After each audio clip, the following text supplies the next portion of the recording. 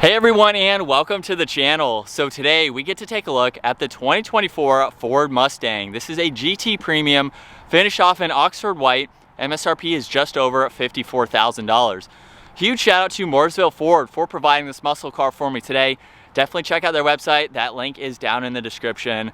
So this GT is powered by the Gen 4 5-liter Coyote V8 paired to the 10-speed automatic transmission, pumping out 480 horsepower, 415 pound-feet of torque. That power sent to the rear wheels. This weighs in right around 3,800 pounds. It'll do 0 to 60 in 4.3 seconds. Top speed is 155 miles an hour. It also has a fuel capacity of 16 gallons. You'll expect to see around 15 miles per gallon in the city, 24 out on the highway. This also has a wheelbase of 107 inches. Its overall length is 189.4. It has a width of 81.9, a height of 55, and its ground clearance measures in at 5.7 inches. As we move on to the exterior styling now for this all-new Ford Mustang, right off the bat you'll notice the gloss black accents that match very nicely with this Oxford White. For the pony logo front and center, it is finished off in chrome with all the gloss black and cutouts to provide a lot of cooling, with the entire surround finished off in gloss black. Very nice curves and lines for the entire surround for that grille. So it's not too bulky, but looks great. Now, as you can tell, the DRLs are currently trying to light up right there, and this has LED headlights with the sequential turn signal too. Very nice thin design for those headlights.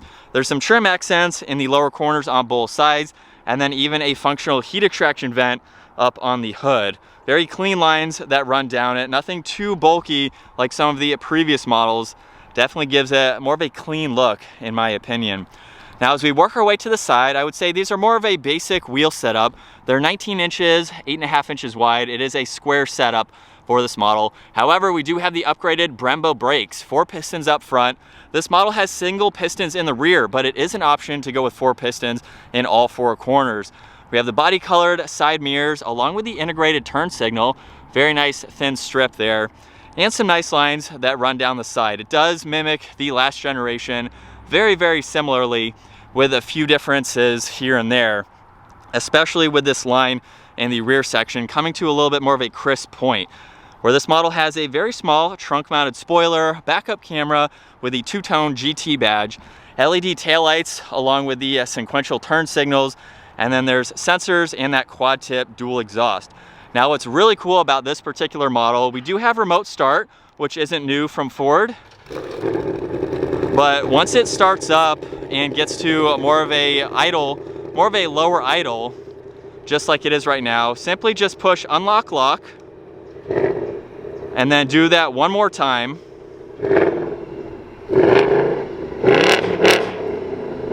And we can get a rev from the back of the Mustang and then shut it off just like that. So very cool to see that little party trick. You can use the button up underneath, of course, to open this up.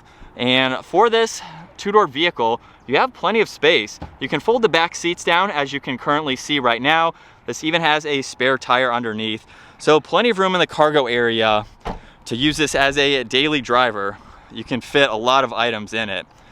Let's work our way to the interior now, where it's locked. So just pull it one more time with the key and it will unlock. We have the black leather along with some carbon fiber-like trim, brushed aluminum accents, even the Bang & Olufsen sound system. And then a very nice set of black leather seats with all of the white stitching.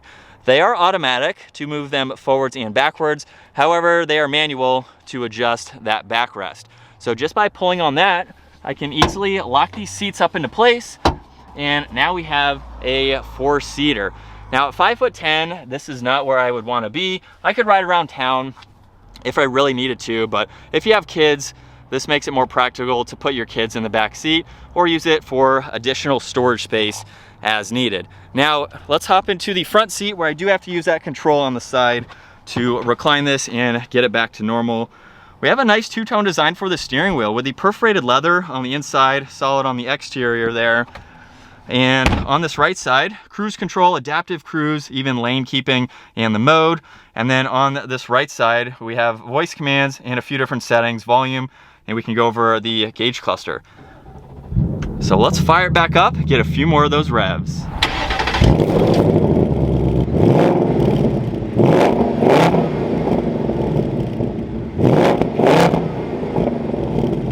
And for this all new digital gauge cluster, currently on the left side, there's the tach and engine temperature. Right side has the miles per hour and the fuel level. And then using the arrows, I can go through some of this information. That way you can monitor vitals and any of that you would like to see. And then I can also push on the steering wheel button and go through 3 different settings for the steering wheel. So it's a nice layout to see. Now, in order to change the rest of the gauge cluster, come down, push on that logo, and then go to cluster theme. So I can go to normal mode, which is what we are in. We can change it to sport. The entire tach will change. We also have track, where you can see that now in the upper screen with a few vitals underneath that. There's a calm screen.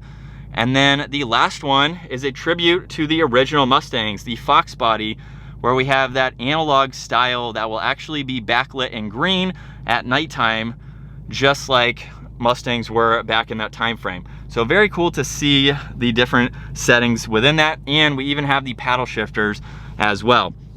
Now you can release the trunk, headlight adjustments, dimmer switches for the gauges, more of that carbon fiber-like trim that surrounds the air vents with another speaker up in the center of the dash. And then coming back to this digital gauge cluster now, you'll notice on the home screen, we have navigation, audio, and phone. And then on the right side, there's settings, features, and apps. So if we start with settings, you have a lot that you can go into and configure just depending on what you'd like to see. You have your center display you can go into, Ford Assistant, even some mobile apps. Just push on home again, and that gets you back to here. Now we can go into some features. So there's driver assistance that you can go into and go through all that information, auto hold, cruise control. You have a lot that you can turn on and off depending on what you need. My Mustang, even an owner's manual. And then for the last one, there's different apps. This does have Apple CarPlay and Android Auto, so you can go through those as needed. And as you've been able to tell, the right side of the screen has an additional information that you can scroll through. Now, if there's something that you want to pull up in full screen, let's say you want to go into the navigation, push on this small arrow right here, and now you have the nav on that left side in full screen, and you still have the rest of this information to scroll through on the right. So it's really cool, just depending on what you would like to see. And then for the lower section, that entire piece is fixed for that screen. So you can easily get into your heated and ventilated seats. You have your temperature adjustments that you can go into, heated steering wheel, fan speed that you can go into along with temperature and where you would like the air to go, along with some defrosters. So it's a really easy system to use, very intuitive. There's 2 air vents underneath that. And then for the rest of the toggles, pushing on that pony logo again gets you back to this screen where we went into the cluster theme. Now, if we go into the track apps, there's the acceleration timer, brake performance, lap timer. There's even line lock too. So that way you can burn the rear tires when you're at the drag strip and get this ready to go.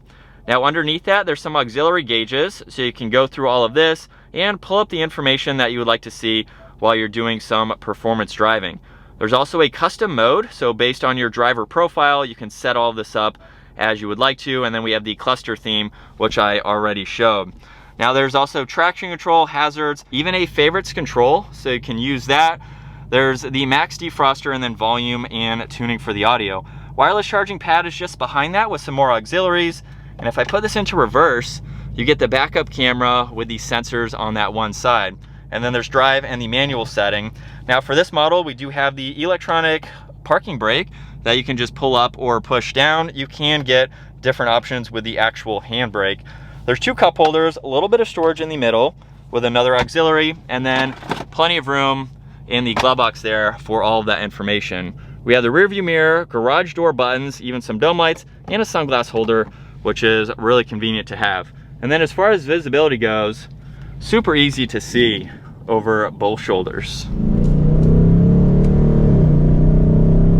So as we set up now behind the wheel for the all-new Ford Mustang, this is the second Mustang that I've been able to drive. I was in another GT that had a few more options, so if you want to check out that video and some of the other options that you can get, be sure to check that video out too. But for this Mustang, almost more of a base GT. We don't have quite as many options, especially not having that performance package, which does give you some really cool options. But for the interior, it is very, very nice to see. You even get a very similar interior on the EcoBoost Mustang, so it's nice to see that it's pretty similar across the different trim levels And again, just depending on your budget, what you want out of your Mustang, and some of the additional features. So this one, right around $54,000, $55,000. Honestly, not bad to still get that V8 engine. So if you want the V8, you don't want a lot of extra bells and whistles, but you just want a nice muscle car to drive. Maybe you're going to do some additional modifications, so you don't want to add on to that MSRP. It's a really cool option to go with. I really do like how comfortable and quiet this Mustang is to drive. It feels very refined. We have the upgraded technology too, to give you more of that modern look, especially when other manufacturers are going to a similar design. So it's pretty much just staying in line with the rest of the industry. And we do have the paddle shifters for this model, which actually seem to be very responsive. So even though we have that 10-speed automatic, it seems to me like they've done some tuning or something on the transmission, because it feels much smoother than the outgoing Mustang. And so as we give it another acceleration, they are so instant the moment that you push on them, and even downshifting too. It's very cool to see. It doesn't feel like they hunt as much as the previous model. Now, I don't have a ton of seat time driving these, but just from my initial impressions with the seat time that I have had. And from second gear, here we go. I love how quick those shifts are. If you're not a manual transmission type of person, which you can get the 6-speed manual, this seems to be a really nice transmission to row through the gears and have that control with what gears that you're in. Now, you can't upshift at a certain speed, of course, but even going through these downshifts, super quick. Now we have a left-hander with the standard suspension and plenty of power to get out of the turns. So it's a quick vehicle. If you're looking for that V8, this is a good option to go with. I really like these seats too. You can opt for the Recaros if you want a little bit more of a sport bucket seat, but in these, very comfortable. I don't have any complaints with them for the miles that I'm doing today. But overall, I think this is a good, I'd say well-refined Ford Mustang. If you own a previous model, let me know your thoughts with what you think about the new Mustang, if you've been able to drive one to really give some of that ownership experience between both of them. It seems very similar to the previous models that I've been able to drive. But that is going to wrap it up for the 2024 Ford Mustang GT Premium. Once again, a huge shout out to Mooresville Ford for providing this Mustang for me today. Check out their website. That link is down in the description. Give the video a huge thumbs up if you enjoyed it, and consider smashing that subscribe button so you guys don't miss out on our daily uploads. I will see you all in the next video.